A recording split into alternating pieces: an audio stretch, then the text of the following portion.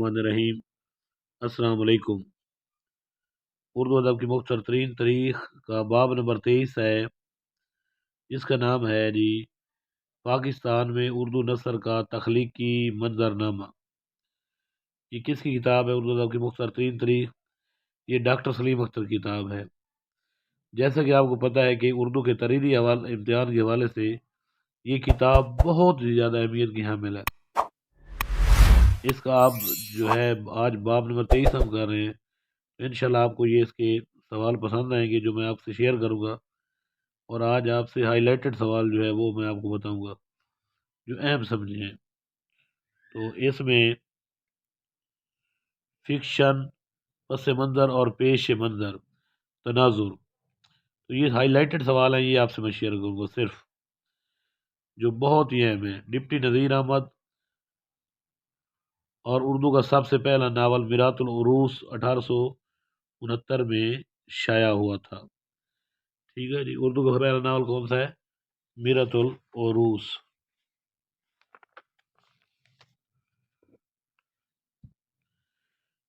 इसके बाद है ये एक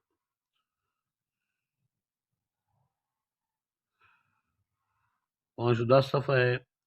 इसमें जो अहम सवाल है वो है तारीख और तारीखी नावल। नज़ीर अहमद के बाद काबिल ज़िक्र नावल निगार अब्दुल हलीम शरर हैं, जिन्होंने अपने तारीखी नावलों के ज़रिए से तफरीह, कौमी तरक्की और इस्लामी जोश मुहैया करने की कोशिश की। चुनाचे दिल गुदाज में मलकुल अजीज़ वर्जीनिया, यानी उनका जो पहली तारीखी नावल है वो मलकुल अजीज़ वर्जीनिया है, जो दिल गुदाज रिसाला जो है उसमें पहले छपता रहा था। दिल गुदाज रिसाला किसका है? वो भी अब्दुल हलीम शरर का है। इसके बाद अगला सफ़ा है, उसमें है जी अब्दुल हलीम शरर को नज़ीर अहमद के खिलाफ रद्द अमल का एक अंदाज भी करार दिया जा सकता है। लखनऊ का मेला। पंडित रत्ता नासर शार ने फसाना आज़ाद, यानी फसाना आज़ाद किसका लिखा हुआ है? पंडित रत्ता नासर शार का। दरअसल खुद सरशार भी कोई नावल नहीं लिख रहे थे जब उन्होंने मुंशी नौल किश्वर के अवध अखबार की इदारत संभाली, तो अखबार की शान में इजाफा के लिए बिल अकसाद फसाना अज़ैल लिखना शुरू किया। जब 1880 में तबाह हुआ तो 4 ज़ख़ीम जिल्दों में समाया। कौन सा? फसाना आज़ाद। सरशार ने फसाना आज़ाद के लिए कोई ख़ास फ़नी मनसूबाबंदी नहीं की थी, बस संजीदा मिजाज हीरो आज़ाद और इसके बरक्स मज़ाक खोजी का किरदार बनाकर लिखना शुरू कर दिया। और ये इनकी जहानत और अपुज का कमाल है कि उन्होंने इन दो मुतज़ाद किरदारों की सूरत में मस्बत और मनफी फनकाराना इंतजाज से लखनवी कल्चर की तस्वीर कशी डाली। अगला सफ़ा है उस पर जाते हैं। ये है जी लखनऊ का आईना। 1901 में मतबूआ मिर्ज़ा रुस्वा के नावल उमराव जानदा। उमराव जानदा किसका नावल है? मिर्ज़ा रुस्वा का है। और कब मतबूआ हुआ? 1901 में। और इसके साथ खशवत सिंह ने इसका अंग्रेजी में तर्जमा किया था, उमराव जान अदा कोर्टिसियन ऑफ लखनऊ। लखनऊ। ठीक है। इसके साथ ही अगले पेज पर जो अहम सवाल हैं,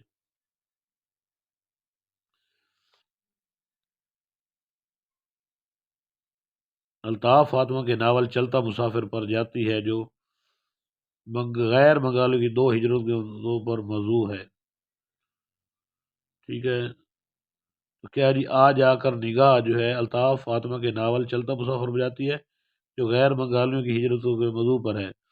उमराव तारे ने भी अपने नावल मातूब में इस अलमिया को छेड़ा है।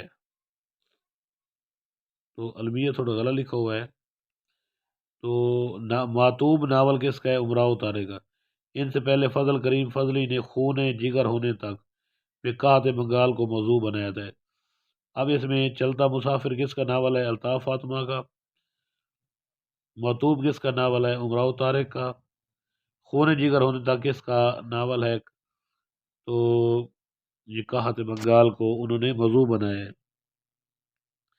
پاکستان کے ناول دیکھیں تو ان میں سے کم اچھے اور زیادہ تر ماٹھے ہیں، بعض تو سیاری ہیں تو بیشتر بعض مطبوع ترین ہیں۔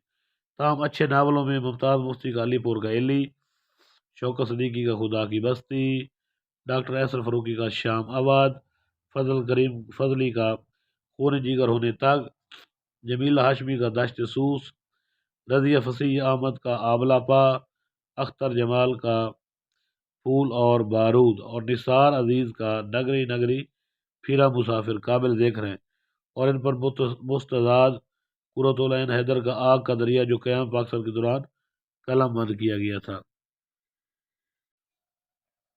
رشیدہ رضویہ غالباً پبلک ریلیشننگ کے فن سے ناآشنا ہیں، اس لیے ان کے ناول گھر میرے رستے غم کے تو کو پذیرائی نصیب نہ ہوئی جو اس کا حق تھا، یعنی اس کو اتنی پذیرائی نہیں حاصل ہوئی جو اس کا حق تھا۔ کون سا ناول؟ گھر میرے رستے غم کے، تو کس کا ہے جی؟ رشیدہ رضویہ کا۔ رشیدہ رضویہ کے دیگر دو ناول یہ ہیں اسی شمع کے آخری پروانے اور لڑکی ایک دل کے ویرانے میں۔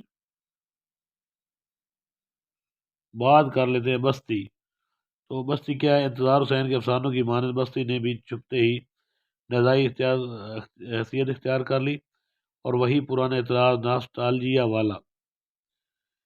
اچھا، تقسیم کی تھیم پر بستی کے بعد انتظار حسین کا ناول تذکرہ شائع ہوا، اور پھر آگے سمندر ایک اور انداز و اسلوب کا ناول ہے، یعنی کہ ناول بستی، ناول تذکرہ اور آگے سمندر ہے، تو کس کے ناول ہیں؟ انتظار حسین کے ہیں۔ اگلے صفحے پر دیکھتے ہیں کہ انور غالب نے کوئی 15 برس قبل رات کا سورج، رات کا سورج کس کا ہے؟ انور غالب کا۔ افسانہ خوشیوں کا باغ جو ہے وہ انور سجان نے بوش کی تصویر کی تشریح میں لکھا تھا، اور یہی افسانہ پھیل کر ناول کے روپ میں آیا، لیکن یہاں بھی ناول کی مروج فارم توڑنے کی شعوری کاوش ملتی ہے۔ خوشیوں کا باغ یہ تیسری دنیا جس میں ہم بھی شامل ہیں کی جدوجہد کی علامتی تعبیر ہے۔ پاگل خانہ عالمی امن کے لیے ایک اپیل کی حیثیت رکھتا ہے، لیکن حجاب امتیاز کا رومانی اسلوب اسے لے ڈوبا، اور یوں یہ ناول جو ہے ایک جاندار تحریر کے برعکس جو ہے وہ ثابت ہوئی۔ ایک اور سومنات کس کا ناول ہے؟ سید انور کا۔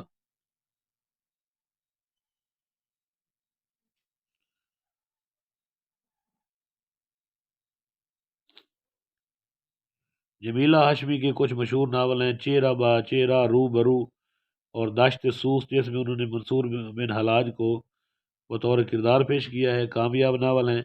جمیلہ ہاشمی کے ناول تلاش بارہ میں زندگی کو ایک رومانی کی آنکھ سے دیکھا جا سکتا ہے۔ جمیل ہاشمی نے دست سوس میں منصور حلاج کی شخصیت کو موضوع بنایا، انہوں نے ناول میں اس عہد کی فضا کو بہت کامیابی سے زندہ کیا، اور مشکل موضوع پر کامیاب ناول جو ہے وہ لکھا ہے۔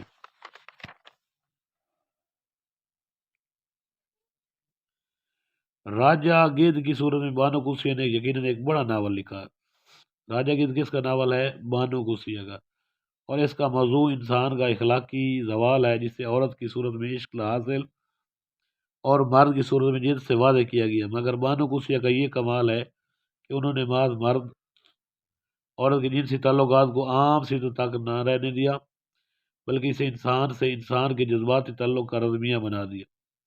البتہ انہوں نے اختتام پر غالباً اپنے گرد اشفاق احمد کے زیر اثر جو کراماتی انداز اپنایا، وہ ناول کے واقعات کی منطق اور اس کے کرداروں کی نفسیات سے لگا نہیں کھاتا۔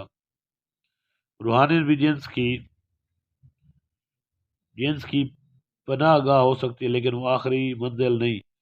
قدرت اللہ شہاب کے ناول ریا خدا کے خلاف بہت کچھ لکھا گیا، اور وہ بہت نزاعی ثابت ہوا۔ شوکت صدیقی کا خدا کی بستی چارہ ڈکن کے انداز کی حقیقت نگاری کی اچھی مثال ہے، یعنی ناول خدا کی بستی کس کا ہے؟ شوکت صدیقی کا۔ ممتاز مفتی کے طویل ترین ناول علی پور کا ایلی کے بارے میں کہا جاتا ہے کہ یہ خود مصنف کی اپنی اور ان کے خاندان کی داستان ہے، یعنی علی پور کا ایلی کس کا ہے؟ ممتاز مفتی کا ناول ہے۔ عبداللہ حسین اور ان کا طویل ناول اداس ایک عجوبے سے کم نہیں، یعنی اداس مسئلہ کس کا ہے؟ عبداللہ حسین کا۔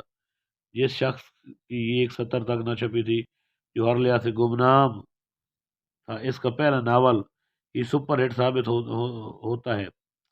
عبداللہ حسین نے وسیع کینوس پر زندگی کا مشاہدہ کیا ہے۔ ان دونوں نئے ناول نادار لوگ کا ان دنوں نئے ناول ندار لوگ کا چرچا ہے۔ یہ ندار لوگ اداس نسلیں، یہ ناول عبداللہ حسین کے ہیں، اور اداس نسلیں انگریزی میں دا ویری جنریشن لندن 1999 کے نام سے چھپ چکا ہے۔ عزیز احمد نے اردو ادب کو ہوس، آگ، ایسی بلندی ایسی پستی، شبنم اور گریز جیسے ناول دیے۔ ہوس، آگ، ایسی بلندی ایسی پستی، شبنم اور گریز ناول کس کے؟ عزیز احمد کے۔ عزیز احمد نے ناول اور افسانوں کو نیا طرز اخلاق دیا، مگر اب ان کا اتنا چرچا نہیں ہوتا جتنا ان کے فن کا تقاضا تھا۔ جبکہ ناول تیری دلبری کا بھرم اور طویل مختصر تاریخی افسانہ جب آنکھیں آہن پوش ہوئی، عزیز احمد کی کہانی کی صلاحیت کو اجاگر کرتی ہیں۔ نیکسٹ پیج ہے، اس پر دیکھتے ہیں جی۔ یہ ہے جی قرۃ العین حیدر کا تخلیقی سفر، عمر بھر جاریلا، چنانچہ آخر شام کے ہم سفر، گردش رنگ چمن اور چاندنی بیگم اس تخلیقی سفر کے اہم سنگ میل قرار دیے جا سکتے ہیں۔ قرۃ العین حیدر کے متعدد افسانوی مجموعے اور خود نوشت کاریں جہاں دراز 2 جلدوں میں چھپ چکی ہے، اور ان سب پر مستند آگ کا دریا جس کا انگریزی ترجمہ بھی شائع ہو چکا ہے۔ اس کے ساتھ ڈاکٹر احسن فاروقی فکشن کے اچھے ناقد نہیں بلکہ خود بھی اچھے ناول نگار تھے۔ ان کے کئی ناولوں میں شام اودھ بہت مشہور ہے۔ یوں تو شام اودھ ایک جاگیردارانہ گھرانے کی داستان ہے، لیکن وہ گھرانہ تمام جاگیردارانہ نظام کے لیے ایک استعارہ بن گیا ہے، اور ان کی حویلی اور اسی انحطاط پذیر نظام کے لیے ایک علامت کا روپ دھار لیتی ہے۔ آنگن خدیجہ مسرور کا پہلا ناول ہے اور کامیاب ہی نہ۔ آنگن ایک کنبہ کی داستان صحیح، لیکن یہ آنگن پھیل کر گویا تمام معاشرے کو اپنے حلقے میں لے لیتا ہے۔ یوں آنگن موجودہ پاکستانی معاشرے کے لیے ایک بلیغ استعارہ بن جاتا ہے۔ زنانہ کردار کی تصویر کشی بہت کامیاب ہے، خاص طور پر قسم کے کردار میں نسائی نفسیات سے گہری واقفیت کا ثبوت دیا گیا ہے۔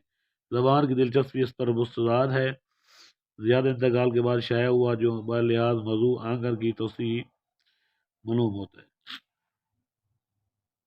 اپنے افسانوں کے مقابلہ میں اے حمید میں بہت زیادہ کامیاب رہے۔ اپنے افسانوں کے مقابلہ میں یعنی کہ افسانوں کی نسبت سے اے حمید جو ہیں ان کے ناول اچھے رہے۔ چنانچہ پہلے ناول ڈربے، ڈربے کس کا ناول؟ اے حمید کا۔ اے حمید مرکزی کردار ان کے ہیں۔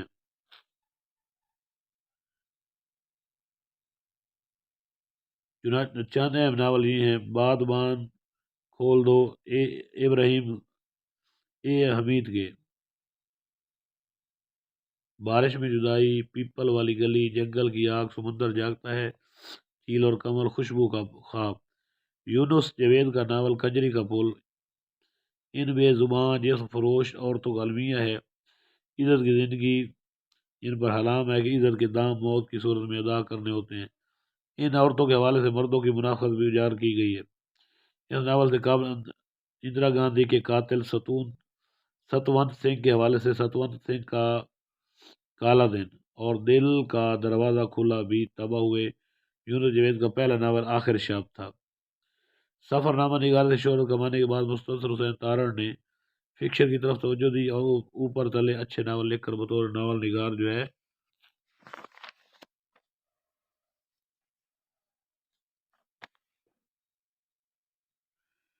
اپنا نام معتبر بنا لیا۔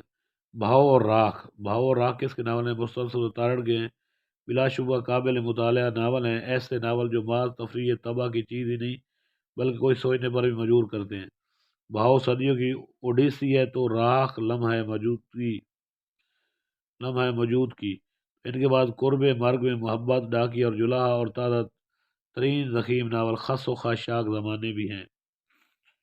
خس و خاشاک ناول جو ہے وہ کس کا ہے؟ جی مستنصر حسین تارڑ کا۔ شوکت صدیق کی شوکت تھانوی اردو ناول نگارے میں تبسم کی کرن میں لے کر ہے۔ ان کے کیا ہیں جی، انشاءاللہ، بکرات، بکواس، بیوی اور صوتیہ چاہ آج بھی پسند کیے جاتے ہیں۔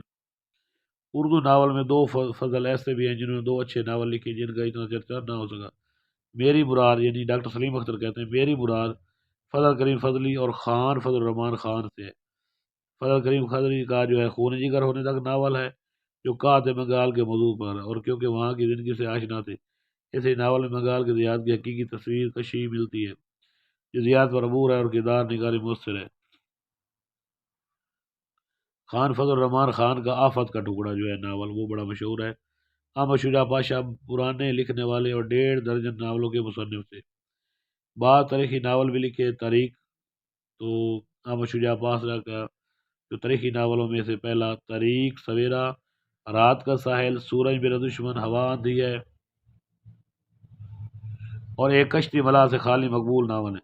نثار عزیز نے اپنے پہلے ناول نگری پھیرا مسافر، نگری پھیرا مسافر کے عنوان سے ایک سفر نامہ بھی ہے جو مستقبل تارڑ کا ہے، اور ایک ناول جو ہے وہ نثار عزیز کا ہے۔ کے بعد ایک ضخیم ناول نئے چراغ نئے گیلے، یہ بھی نثار عزیز کا ہے۔ نثار عزیز نے کارون ریوز کی صورت میں اپنے پہلے دو ناولوں کے برعکس کہانی کہنے کی کوشش کی ہے، اس لیے یہ نئے چراغ نے نہ گیلے کے مقابلے میں تو زیادہ دلچسپی سے پڑھا جا سکتا ہے، اور اس سے زیادہ اس ناول کے بارے میں مزید کچھ بھی نہیں لکھا جا سکتا۔ چلتا مسافر کس کا ناول ہے؟ الطاف فاطمہ کا۔ اور دستک نہ دو، وہ کس کا ہے؟ وہ بھی الطاف فاطمہ کا ہے۔ رحیم گل کا ناول ہے جنت کی تلاش۔ جنت کی تلاش کس کا ناول ہے؟ رحیم گل کا۔ میں ایک ایسے جنسی فریجٹ عورت کا قصہ بیان کیا جائے جو اپنی تلاش میں پھر رہی ہے، جبکہ ہیرو اس کی تلاش میں ہے۔ نئے ناول نگاروں میں عرفان احمد خان خصوصی تذکرہ چاہتا ہے۔ غازہ خور پہلا ناول بے باک حقیقت نگاری بن سے دھماکہ خیز ثابت ہوا۔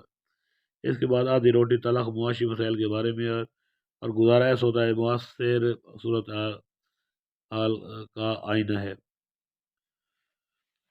اس کے بعد طارق محمود نے بیانی اسلوب میں دو اچھے ناول قلمبند کیے ہیں۔ طارق محمود کے کون سے ہیں؟ پہلا ناول سہدہ اور دوسرا بے سمت ہوائیں۔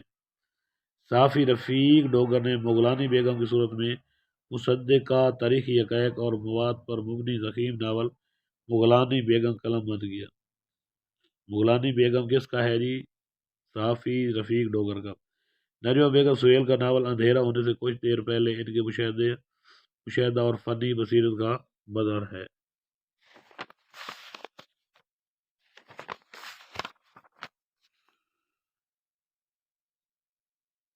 یہ سب کے منٹو، تو انشاءاللہ یہ اگلے لیکچر میں یہ لے کر آئیں گے، اگلی ویڈیو میں سب کے منٹو کے بارے میں۔